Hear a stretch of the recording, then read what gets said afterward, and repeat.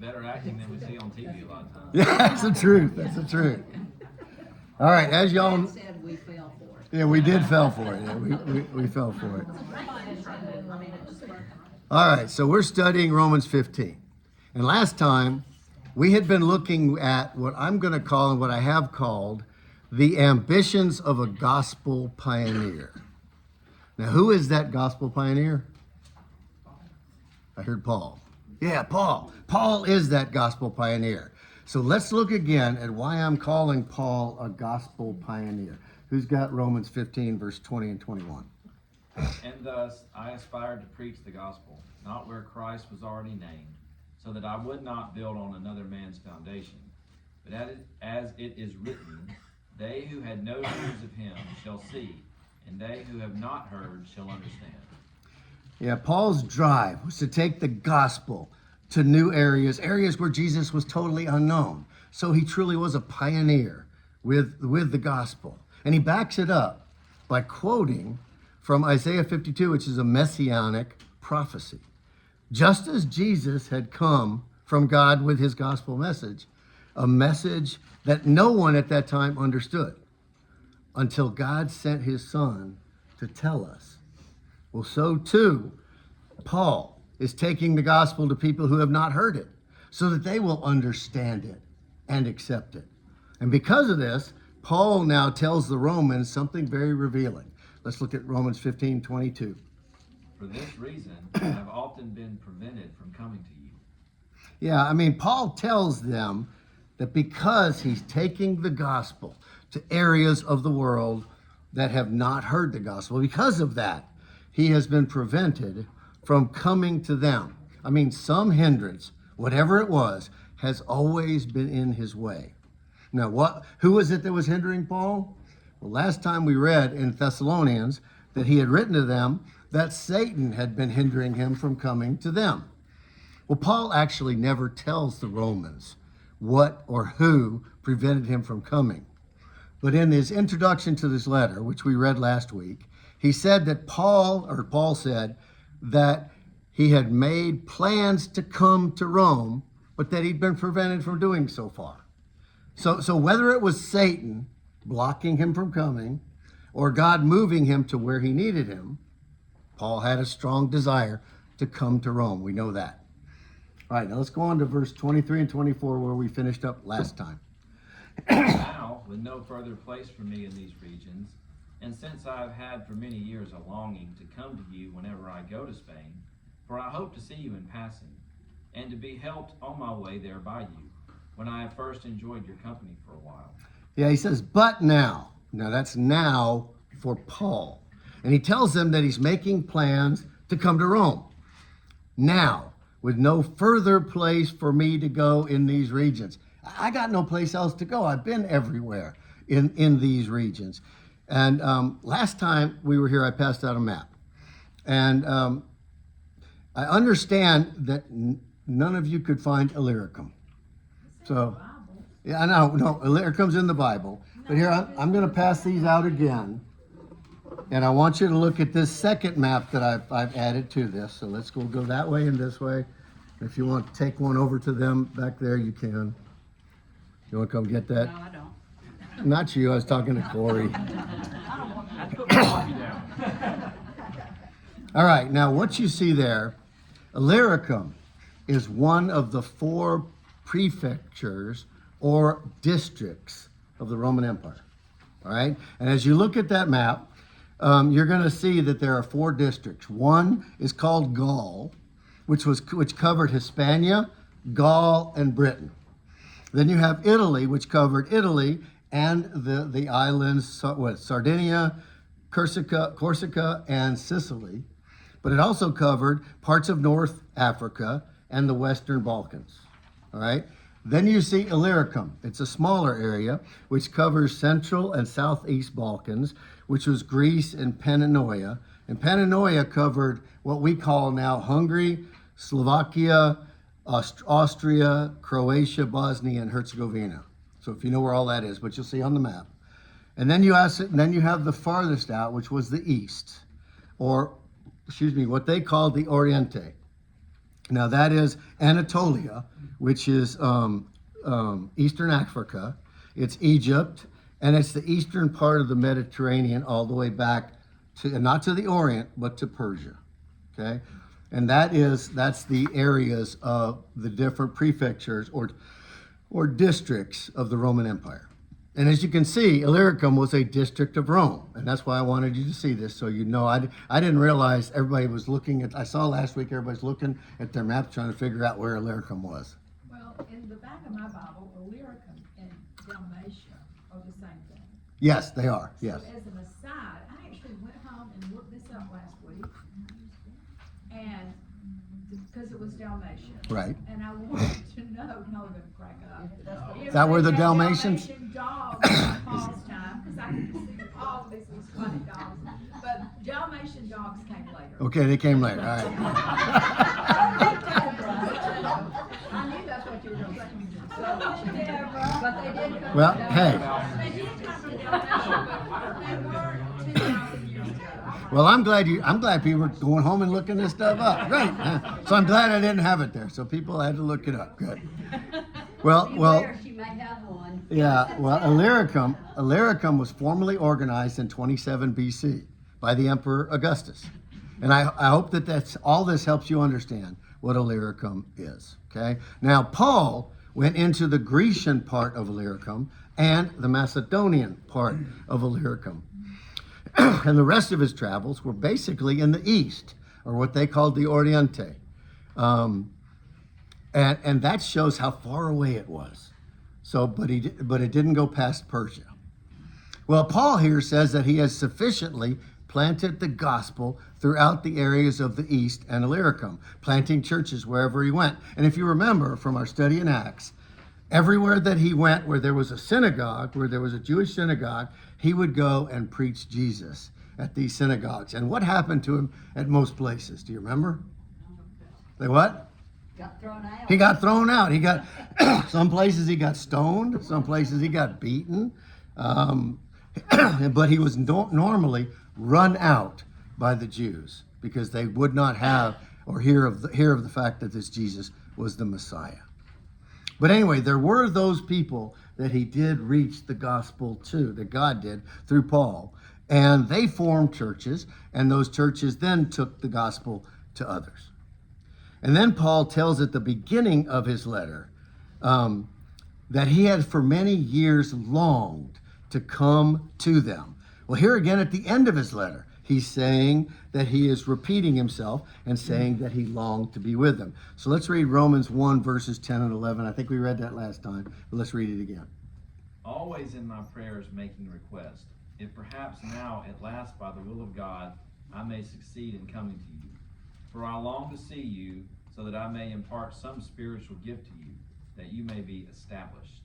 Yeah, these words in both Romans 1 and Romans 15, at the beginning and at the end, speak of Paul's longing. And they come from the Greek word epipatheo, which means to intensely crave or intensely desire. And this Greek word is written in the present tense, which suggests that Paul's longing has been intensified with the passing years. Okay? And then as we finished up last time, he tells them when he's going to be coming. He says, whenever I come to Spain, I hope to see you in passing. Why Spain? He wants to go to Spain. Yeah, well, why Spain though? Spain is the edge of the world, okay? Right, it's the edge. We know it to be the edge of the continent, but for them, it was the edge of the world, okay? So he wants to take it there, and they didn't know what was past the Great Sea, you know, but Spain was as far at that time as you could go, and Rome had opened up Spain with its roads, so now there was access, easy access to get into Spain. Did Paul ever make it to Spain? No. Well, Clement of Rome writes that Paul reached to the farthest bounds of the West. Okay, now are the farthest bounds of the West Rome? Or is the farthest bounds of the West Spain, which is the farthest bounds of the West? Clement of Rome was the fourth pope, by the way, but he was very strong. He was a very strong believer, and he wrote that. And then you got the Muratorian fragments. The Muratorian fragments are the oldest known list of New Testament books from the 7th century. And they describe Paul's departure from Rome to travel to Spain. And Cyril of Jerusalem and John Chrysostom of the 4th century, now this is the 300s, so this is a long time later, affirm that Paul preached the gospel in Spain after his time in Rome, but they might have gotten it from Clement or some of these other people that wrote it. But what we don't have, the New Testament does not tell us any of that. And had Paul gone to Spain, he would have written a letter, wouldn't he? So there would have been something that we would have seen. So here in Romans, we know that Paul's desire is to see the Roman believers as he's trying to get to Spain. And if you'll remember from the book of Acts, who wrote the book of Acts? Luke. Luke wrote the book of Acts, and it ends abruptly with Paul under house arrest for 2 years in Rome, leaving an historical gap regarding his ultimate fate and later travels. And with no biblical affirmation, I think we are left uncertain. So we don't know if he went there. Some say he did, some say he didn't. But in 2 Timothy, Paul seems to be awaiting his soon demise. So let's read 2 Timothy, chapter 4, verses 6 through 8. For I am already being poured out as a drink offering, and the time of my departure has come. I have fought the good fight. I have finished the course. I have kept the faith. In the future, there is laid up for me the crown of righteousness, which the Lord, the righteous judge, will award to me on that day. And not only for me, but also to all who would love his appearing. Okay, so Paul's setting up for his demise. He's pretty sure it's going to happen. Okay, here Paul is locked up for the second time in a Roman prison. That's where he wrote 2 Timothy from. And he knows his imminent execution is coming because he's there under Nero's persecution of the Christians. Okay, now most of Paul's companions had left him, but he had one person who stayed with him, Luke. Luke stayed there with him. And Paul is writing to Timothy to quickly come before winter and bring him some warm clothes. He's wanting his documents in his book, but he also says, bring me a cloak. And, because it's going to be winter, it's going to be cold in that prison. Okay. And this is when we know of Paul's most likely dying. Okay. We don't have any writings of his trip to Spain whatsoever. So whether Paul made it to Spain or not is really not the issue. The main point here is that we see that Paul continued to make plans for the expansion of the gospel to areas where Christ was not known. And Christ was not known in Spain. And we know Paul, he's not very passive when it came to his mission. He was very forward-looking. And he was writing this letter in Corinth. Excuse me, and his plan was to leave Corinth, travel to Jerusalem with his financial gift, which he had received from the Corinthian and the Macedonian churches, and give it to the church in Jerusalem, and then come back to Rome, where he would spend some time with that community, and then go on to Spain. That's what he said in verse 24. Whenever I go to Spain, I hope to see you in passing. Now, passing is the Greek word diaporumai, which means to cause to pass through a place, to travel through. So it means I'm just traveling through here. I'm not coming to you. That's a Greek word that says I'm coming through, which he says passing, which is a perfect English word for that. Paul wasn't planning to spend a long time in Rome. You want to get money from him. Yeah, well, we're going to get to that. Yeah, well, why wouldn't he stay long in Rome? Rome was the home of the entire Roman Empire. Okay, probably the most important city in the world. So why wouldn't Paul plan to stay there and build a bigger base church? Well, the answer is probably the same reason why he hasn't been there yet. His priority was church planting, where Christ had not yet been named, and there was a church in Rome.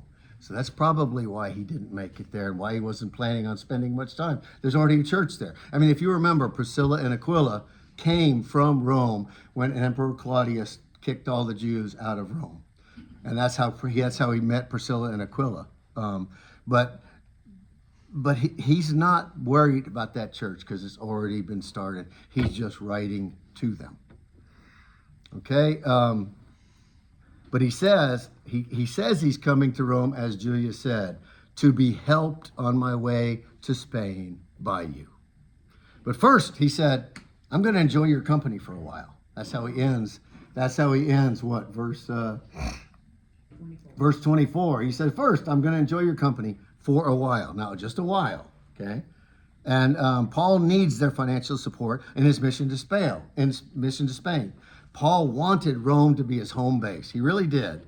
From which the gospel would then go out to the west. It would go out to Spain, go out to Gaul, it'd go out to the Western Mediterranean world, and hopefully up into France, Britain, and all those areas, okay? And it eventually did. But Paul did want to spend time with these believers because he very much enjoyed his communion with all the churches that he visited. And we know that Paul did indeed make it to Rome, but not in the way that he had planned. Here we see that he wanted to come to Rome, visit with them, and on his way to Spain. But then first he goes back to Jerusalem. But in Jerusalem, he gets arrested.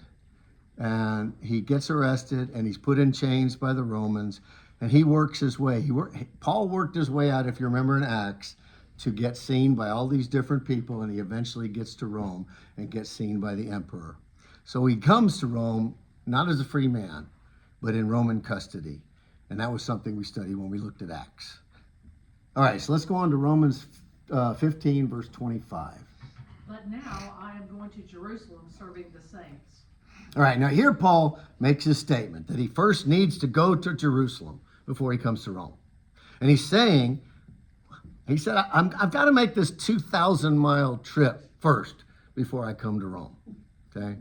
I mean, that's what it was. Paul, he's writing this letter. He's been in Corinth for how long? About 18 months, all right? And as he finishes his letter, he's going to be leaving to go to Jerusalem. All right, now, this must have been important because Paul is interrupting his evangelistic mission to go do something else. Paul was taking the financial gifts that he had received from the Macedonian and Corinthian churches and taking it to the church in Jerusalem. We have to remember that there was a lot of poverty in Jerusalem. The city was not a wealthy city. Poverty was widespread throughout the Roman Empire.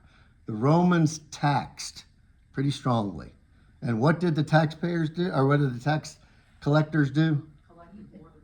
Yeah, it's kind of like what we see in Nottingham. They correct it. They took too much taxes all the time, right?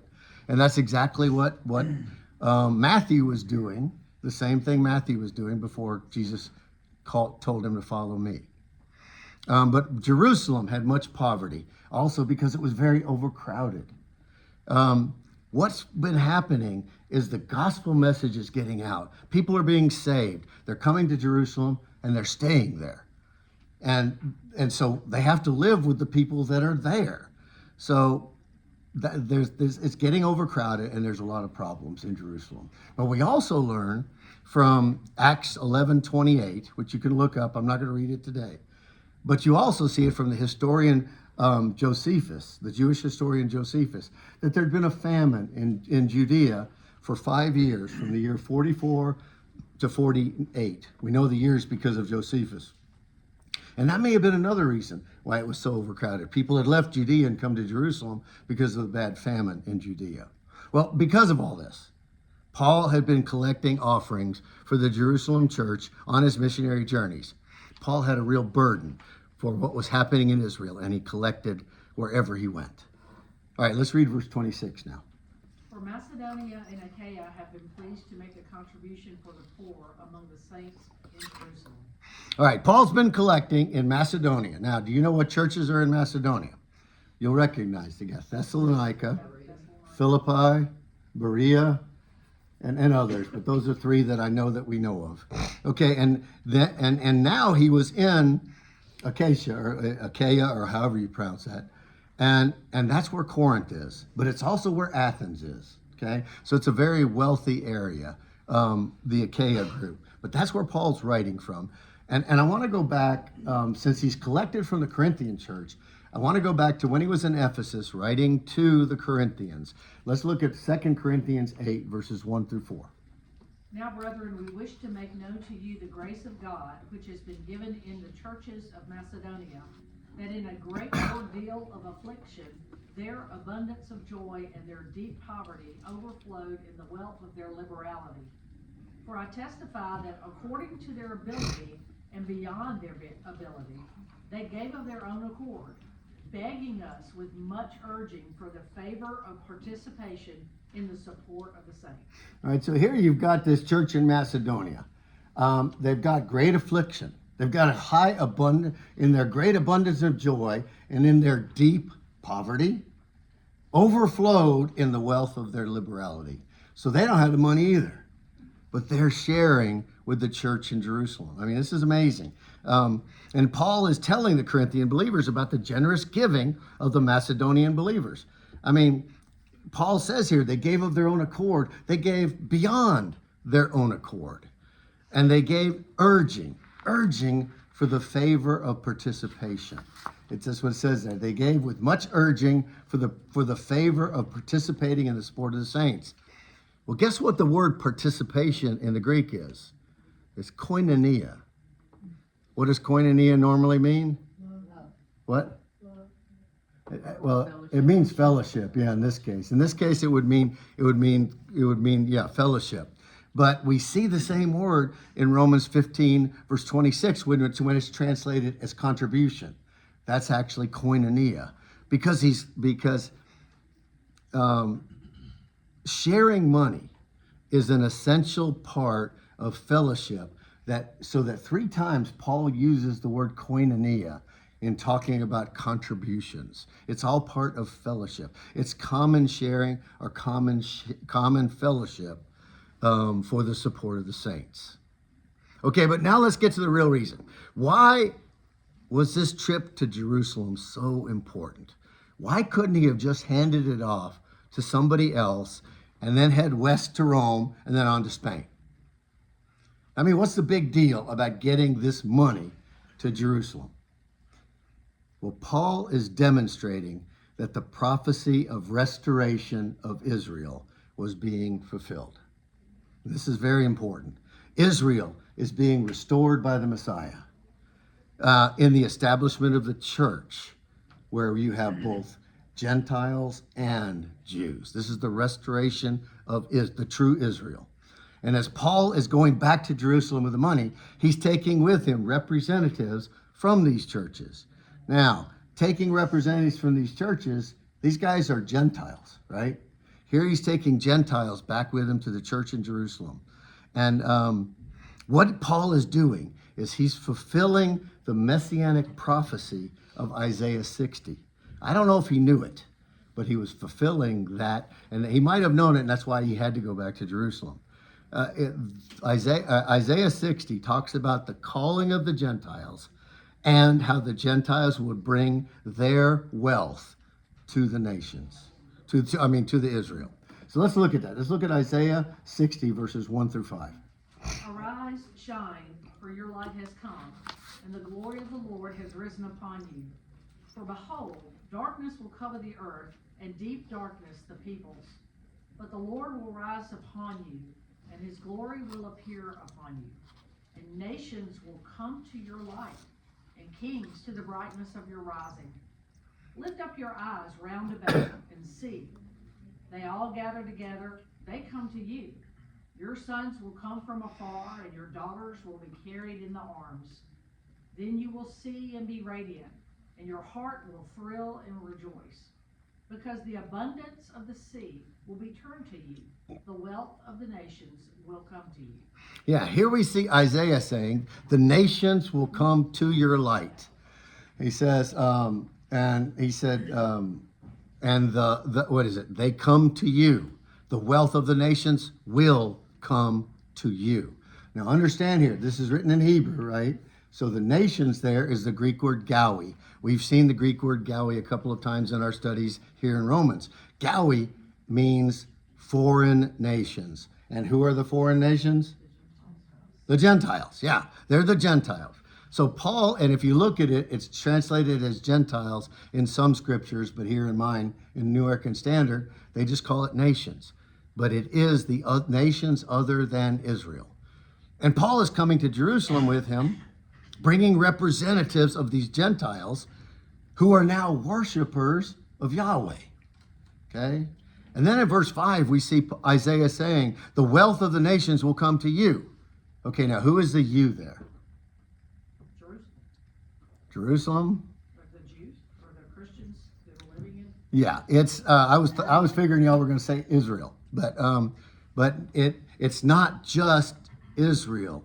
It is the restored new covenant Israel, true Israel, and that's what Isaiah is talking about here.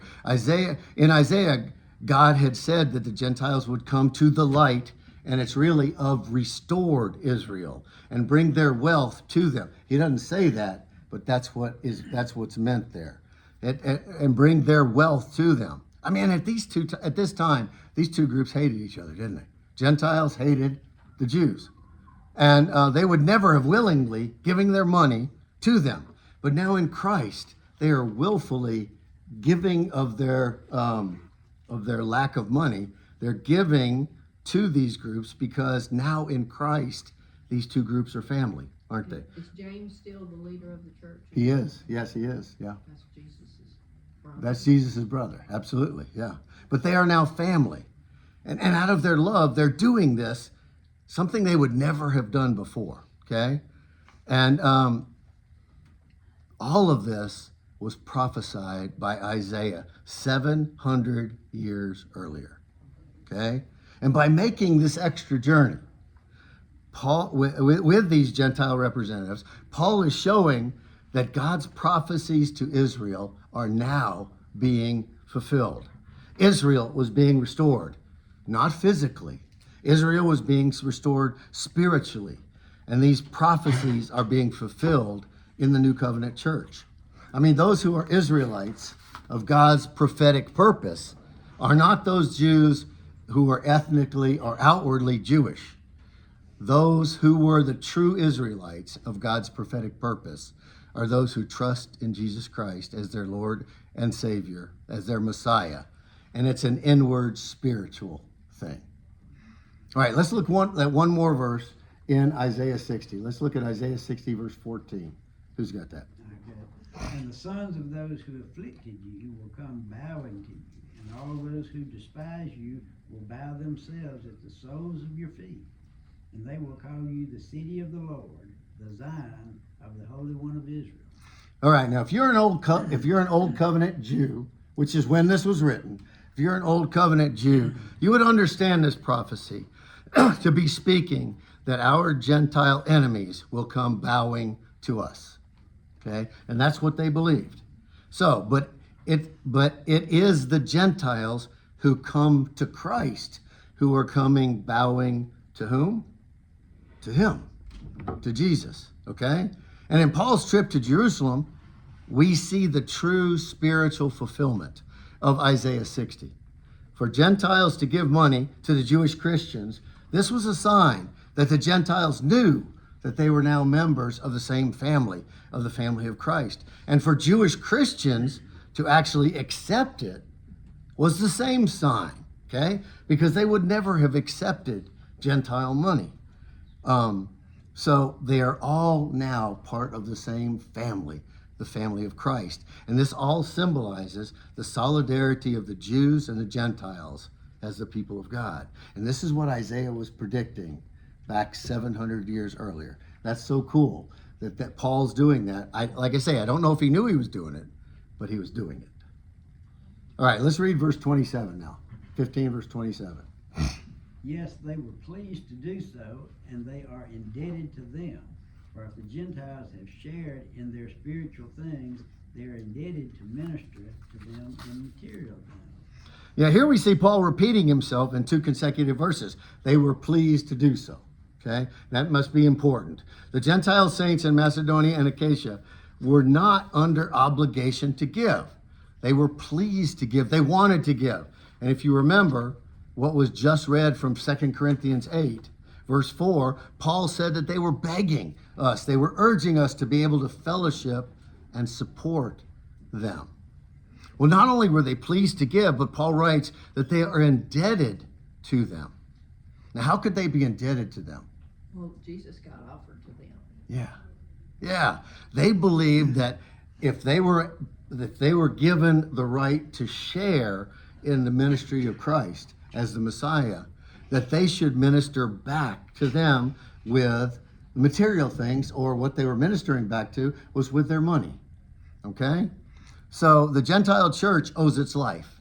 It owes its existence on a human level to these Jewish preachers, evangelists, and missionaries.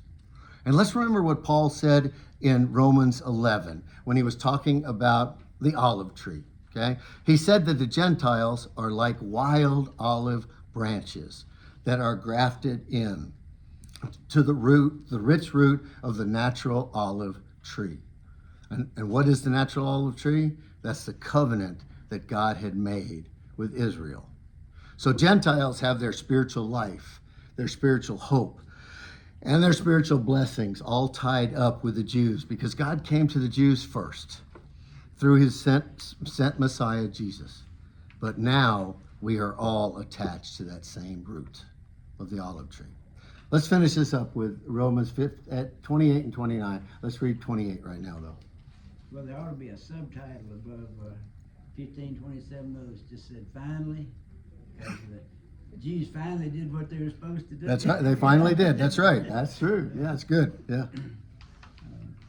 1528. Therefore, when I have finished this and have put my seal on this fruit of theirs, I will go on by way of you to Spain. Yeah, Paul's finishing up here, telling the Romans that when he gets the offering to Jerusalem, he's going to stop and see them when he comes back to Spain. But he says, when he has finished this and put his seal on this fruit of theirs. Now, putting his seal is the last act Paul would do before handing it to them. Okay? He's basically saying, when all this matter is complete. When all this is done, he said, I'm going to come back and see you on my way to Spain. Paul never stops.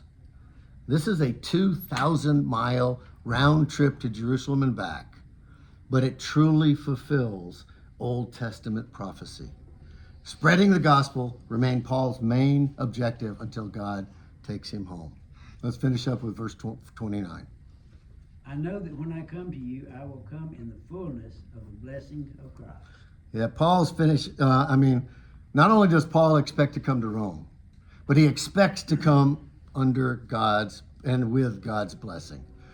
Paul trusted fully in God and in the direction he was sent. And beneath all these words, lies a bedrock faith in God's sovereignty over the details of life. And Paul did make it back to Rome, not as he had planned, but in it all, he trusted in the grace of God, even when he made it back to Rome in chains. So that's pretty much where we are. It's an amazing detour that Paul takes, but it's a prophetic detour that he was fulfilling. And I don't even know if he knew that he was doing what he was doing was prophetic, a fulfillment. Thoughts? All right, let's pray.